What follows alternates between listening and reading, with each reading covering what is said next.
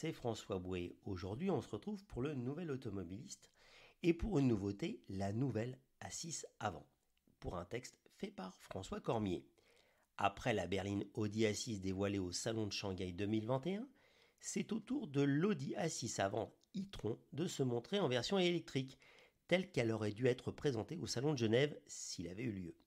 Ainsi, la marque Osano confirme sa ferme intention de lancer une routière électrique à long rayon d'action à l'horizon 2024. Construite sur la plateforme électrique PPE, Premium Plateforme Électrique, l'A6 avant e-tron est d'abord une A6 avant normale, c'est-à-dire un long break de près de 5 mètres sur 2 mètres de large et 1,44 m de hauteur. Le tout est perché sur des jantes de 22 pouces. Le style évolue subtilement, ainsi le pavillon est-il rendu flottant et intègre en haut du haillon un large spoiler.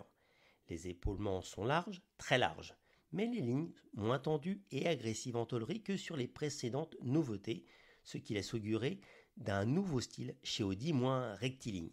Les designers d'Ingolstadt visent un style monolithique, d'un seul moule, surtout de profil, et ils ont chassé les ombres douces et des transitions non heurtées entre les surfaces convexes et concaves. On remarquera enfin le choix d'une garde au sol élevée, permise par la compacité du plancher batterie, et qui voit les breaks traditionnels se rapprocher des SUV comme la Citroën C5X. Sauf que sur l'Audi, les porte-à-faux sont bien plus courts et cela bénéficie à l'empattement et donc aux occupants pour la place aux jambes, en plus de l'absence de tunnel de servitude.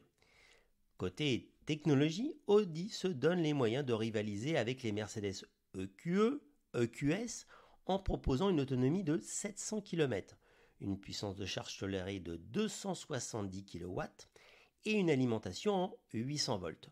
De quoi récupérer 300 km en seulement 10 minutes en charge rapide. La vitesse de charge étant le nouveau maître mot de l'électrification.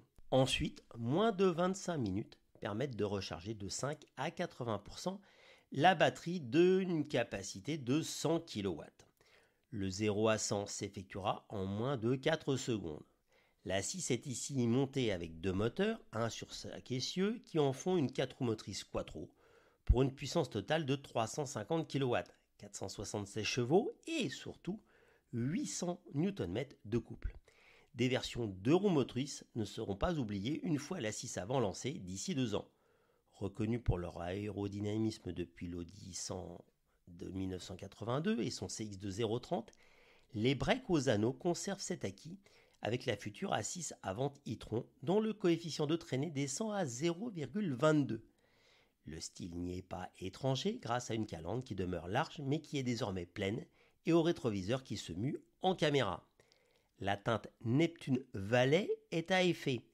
Elle est majoritairement grise avec des nuances dorées. Mais le style, c'est aussi de la sécurité comme pour les optiques. Ainsi, les projecteurs affichent des symboles d'avertissement au sol pour prévenir par exemple un cycliste que la portière est sur le point de s'ouvrir. Des effets lumineux accompagnent l'ouverture des portes à l'arrêt avec des messages dans différentes langues.